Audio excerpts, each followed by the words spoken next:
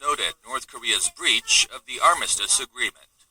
He violated the armistice agreement by 1, firing weapons across the MDL, and 2, by actually crossing the MDL temporarily.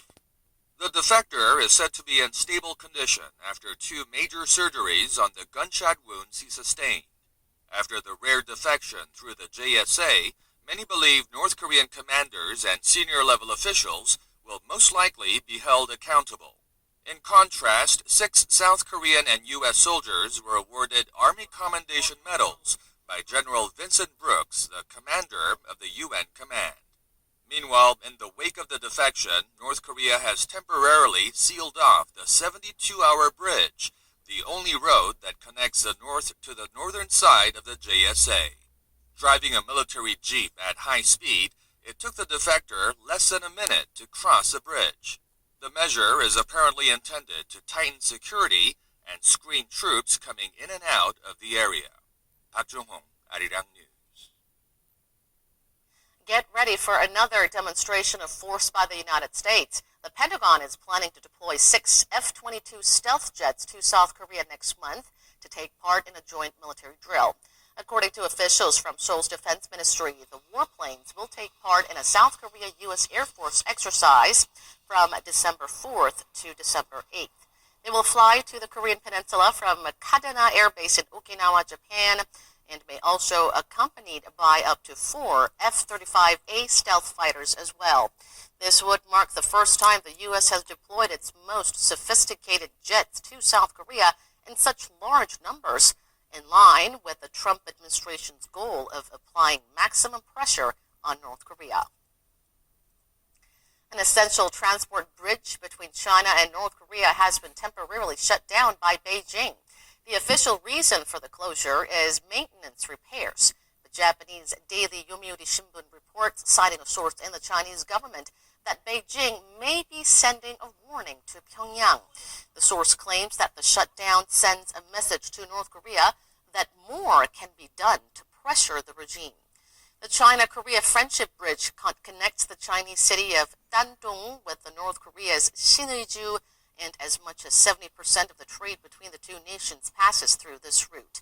The latest Chinese customs figures on Thursday showed trade with the North fell 20% on month in October, the first full month since the UN sanctions kicked in. Korea's Consumer Sentiment Index, an indicator of future domestic consumption, has risen to its highest level in almost 7 years. November's index also shows people are expecting the real estate market to cool down and the Bank of Korea to raise interest rates. Here's Arirang's senior economic correspondent, Kim Ji-yeon. Consumer sentiment reached its highest level in more than 6 years and 11 months in November as relations between South Korea and China improved and geopolitical risks stemming from North Korean threats waned. Data by the Bank of Korea shows the composite consumer sentiment index has risen by more than 3 points from the previous month to 112.3. The index jumped during the February to July period on high expectations after a newly elected government, but dropped for 2 consecutive months leading up to September on rising North Korean provocations. A reading above 100 means more people are optimistic than pessimistic about the economy. The same data showed less people expect a strong upward trend in real estate prices to continue, mainly due to government measures unveiled earlier this year to curb housing speculation. It was the first time since July that consumer sentiment on real estate prices dropped, falling to 106, down 4 points from the previous month. Expectations on rises in household income stayed the same as the previous month at 104, while job prospects rose for the first time in 5 months. Expectations of an interest rate hike reached their highest level since July 2011, in anticipation that the Bank of Korea will raise the main benchmark interest rate later this month from the current record low of 1.25%. Kim Ji-yeon, Arirang News. Korea's tech-heavy Kosdaq continues its blazing hot streak. It topped the 800 mark within the first 15 months of trading today, the first time it has reached that milestone in 10 years.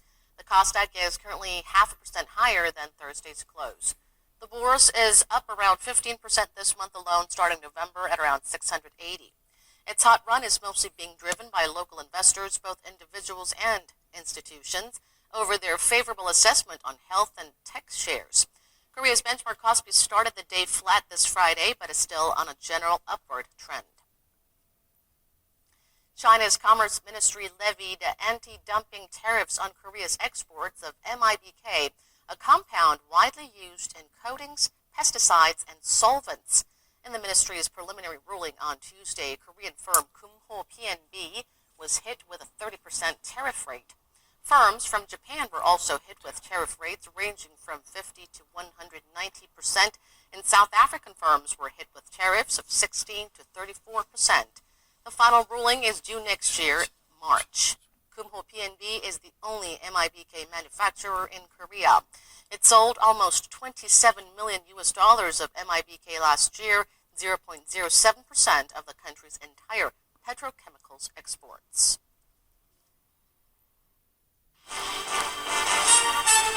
Its sister city affiliation with San Francisco, established back in 1957. Osaka Mayor Hirofumi Yoshimura had written a letter to protest the statue, saying its acceptance would impair the relationship of trust between the two cities. Other comfort women monuments in the United States include a statue in the city of Glendale in Southern California, as well as a memorial in the state of Virginia. Seoul and Tokyo have continued to clash over the wartime sexual slavery issue, despite a settlement that was struck in 2015 with the new Moon Jae-in government citing disapproval of the vast majority of the Korean public. Yujuni, Arirang News. The Seoul Central District Court has begun the process of reviewing the arrest warrant against former presidential secretary Chun Byung-hun over allegations he pressured a local home shopping company to donate money to a sports association he once headed.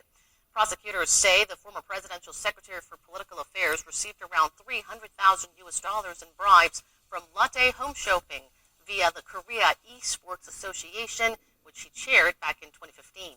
It's suspected the money was given as a favor to ensure he wouldn't object to the renewal of Latte Home Shopping's broadcasting license in April that year.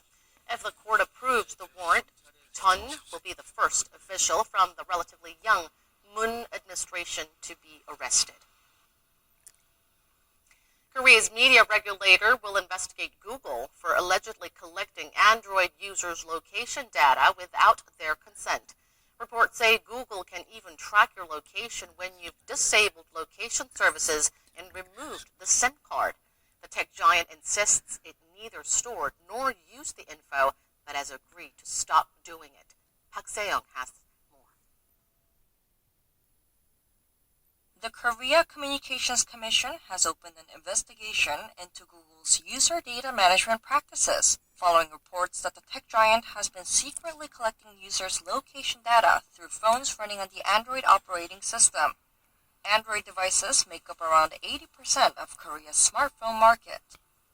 U.S. online media outlet Quartz found that Google has been collecting location information from Android users since the beginning of the year, even when their GPS settings were disabled. Location data were also sent from devices reset to factory default settings and even phones with no SIM card. Cell ID codes, which are data exchanged between a smartphone and a cell tower, can be used to determine roughly where a mobile device is located. Such information is used by the police to locate people in rescue and emergency operations. The media regulator said it will examine whether Google collected and used the location information of Android users in Korea without consent, and whether it violated the nation's privacy regulations. It will also cooperate with the US, the European Union, and Japan if an international investigation is necessary. Google Korea has admitted to collecting the data and said it will update the program to prohibit such collection of data. Park Se-young, Arirang News.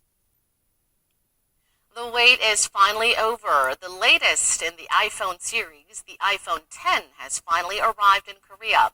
Sporting several new features, including Face ID, it's been receiving a lot of media attention around the world. And despite last night's cold and snowy weather, people waited in line all night to get their hands on one. Our Park Ki-jun takes us to the grand opening.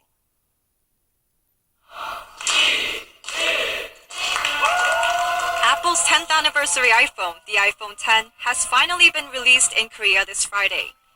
The anticipation behind the iPhone X was nothing like the somewhat lukewarm response to the iPhone 8, and this was apparent through the long line of people waiting outside. Hours ahead of the iPhone X's official release in Korea, a long line of eager iPhone users has been formed in front of this Apple reseller despite the freezing weather. And this line is just one of the many lines across the country. I came at 3 a.m. It's kind of like the biggest upgrade in quite a while, so there's many features to look forward to. The iPhone X is the company's first all-screen smartphone that sports a 5.8-inch Super Retina display.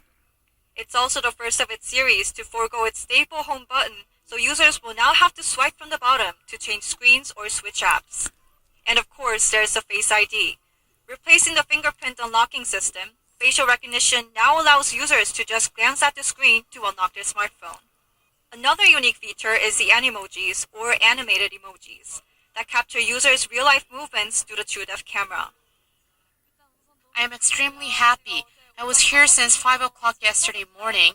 I was going through a rough time, and this definitely makes me happy.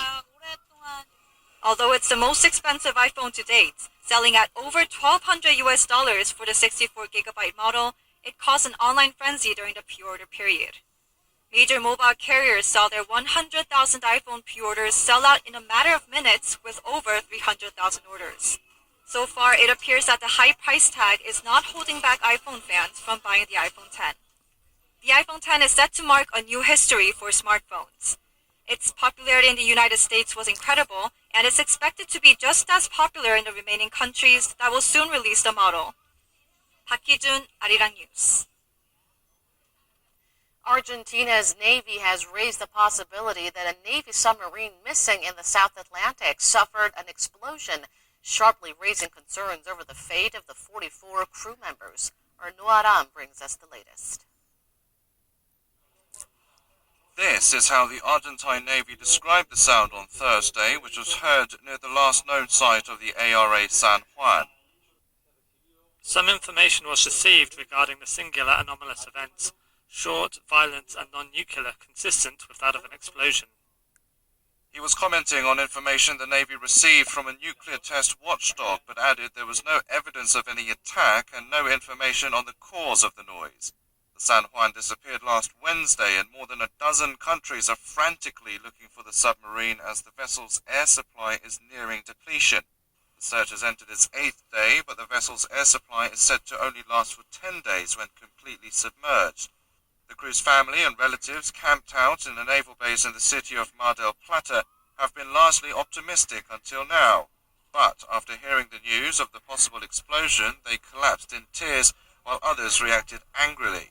They accused the government's lack of investment and corruption in the armed forces of making the submarine unsafe.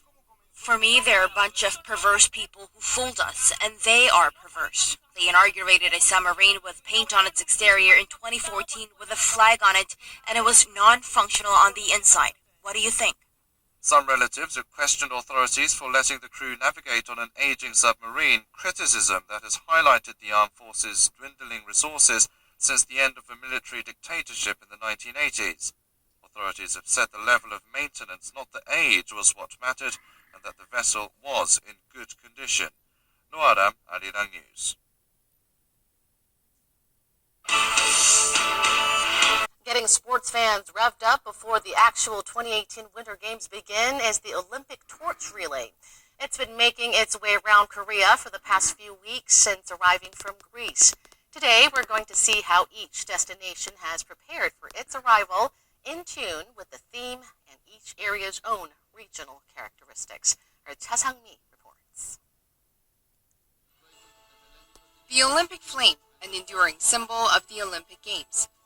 And the flame corresponding to Pyeongchang 2018 was ignited in Olympia, Greece on October 24th and arrived in Korea on the first day of November.